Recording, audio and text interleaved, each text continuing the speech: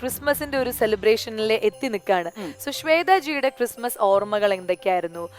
School ലൈഫിലെയോ അല്ലെങ്കിൽ college life അല്ലെങ്കിൽ കുഞ്ഞുനാളിലുള്ള എന്തെങ്കിലും ഓർമ്മകൾ? ഭയങ്കര നോട്ടി ആയിട്ടുള്ള ഒരു പേഴ്സൺ ആയിരുന്നു എന്നുള്ളത് എനിക്കറിയാം.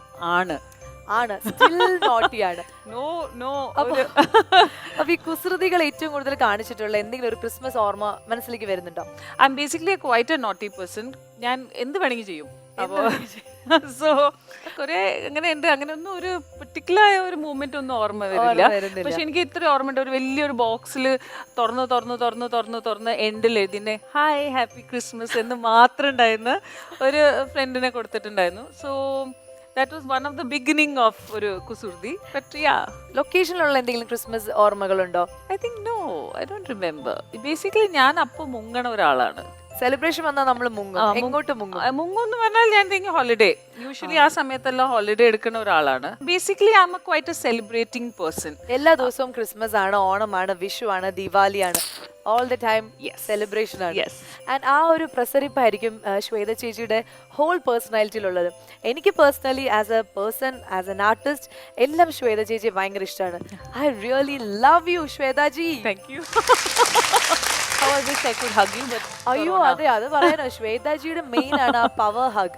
നമ്മുടെ ഈ അല്ലെങ്കിൽ കൊറോണ കാരണം നമുക്ക് എല്ലാവർക്കും, പ്രത്യേകിച്ച് എനിക്ക് മിസ്സായി പോയ ഒരു പവർ ഹഗ് ആണ്. പക്ഷെ എന്തെങ്കിലും അത് വീട്ടിൽ പോണം, ചെറിയ കുഞ്ഞുണ്ട്, അമ്മയുണ്ട്, എന്തെങ്കിലും അടുത്ത് തന്നെ നമുക്ക് അങ്ങനെ ഒരു ഭാഗ്യം ഉണ്ടാവുമായിരിക്കും. ഹോപ്പ്ഫുള്ളി. ഈ മിസ് ഇന്ത്യ എന്ന് പറയുന്ന കോമ്പറ്റീഷൻ ഭയങ്കര വലിയൊരു കോമ്പറ്റീഷൻ ആണ്. അതിൽ പാർട്ടിസിപ്പേറ്റ് ചെയ്യുക, അതിന്റെ ഫൈനലായിട്ട് വരിക എന്നൊക്കെ പറയുന്നത് തന്നെ ഒരു ലോങ് പ്രോസസ് ആണ്.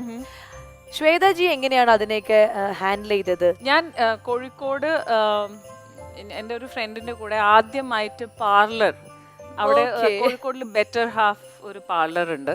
അപ്പം ഞാനും എൻ്റെ ക്ലാസ്മേറ്റും അവിടെ പുറത്ത് വെയിറ്റ് ചെയ്യാണ്ടായിരുന്നു. അപ്പോൾ ആദ്യമായിട്ട് ഐബ്രോസ് ചെയ്യാൻ വേണ്ടി പോവാണ്. അപ്പോൾ വെറുതെ അവിടെ ഫെമിന മാഗസീൻസ് വെച്ചിട്ടുണ്ട്. അപ്പോൾ നമ്മളിങ്ങനെ നോക്കി ഇപ്പോൾ യുനോ മിസ് ഇന്ത്യന് വേണ്ടിയിട്ട് ആപ്ലിക്കേഷൻ.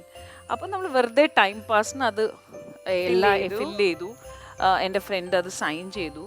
അത് അവിടെ തന്നെ ഇരുന്നിട്ട് പോസ്റ്റ് ചെയ്തപ്പോൾ ഒരു ലെറ്റർ വീട്ടിൽ വന്നു, that congratulations your daughter has been selected. ആ വാക്കായോണ്ടാണ് ചിലപ്പോൾ എൻ്റെ അച്ഛൻ എന്നെ അലൗ ചെയ്തത്. Because if congratulations we received your application ആണെങ്കിൽ എന്നെ ഈ ജന്മത്ത് അവിടെ അയക്കില്ല. അപ്പൊ അച്ഛന് ഭയങ്കര ഗമ. എന്റെ മോളെ ഇൻവൈറ്റ് ചെയ്തു, ഫെമിന, ടൈംസ് ഓഫ് ഇന്ത്യ, അങ്ങനെയാണ് മിസ് ഇന്ത്യയിൽ ഞാൻ പങ്കെടുക്കുന്നത്.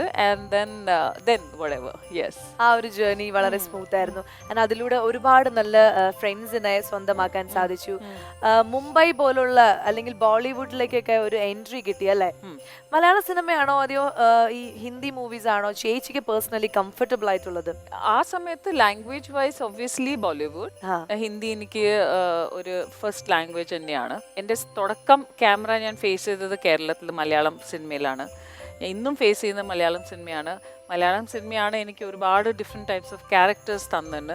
എൻ്റെ ഉള്ളിലുള്ള ഒരു റിയൽ ടാലന്റിന് അതിങ്ങനെ എപ്പോഴും എന്നെ ഒരു സർപ്രൈസ് ആയിട്ട് തരുന്നത് എല്ലാം മലയാളം ഇൻഡസ്ട്രിയാണ്. So I am here.